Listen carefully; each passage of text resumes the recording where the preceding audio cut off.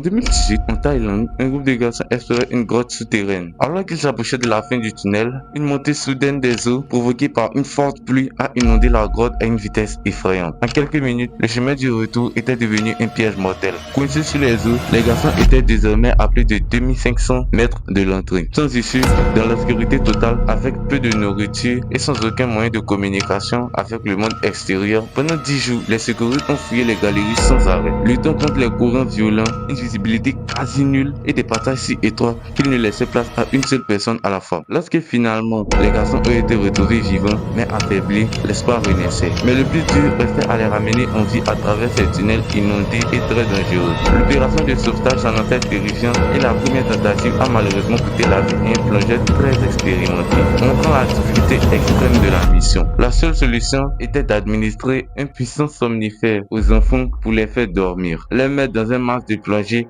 et les guider un à un à travers l'eau, inconscients dans une manœuvre jamais tentée auparavant. Contre toute attente, grâce à la détermination des secouristes, les 12 garçons et leurs entraîneurs ont été secourus sains et saufs. Après 18 jours, piégés dans le sous-sol de la montagne, si cette histoire s'est heureusement bien terminée, elle doit aussi servir de leçon, car les garçons n'auraient jamais dû s'aventurer aussi profondément dans les grottes sans préparation et surtout en pleine saison des pluies.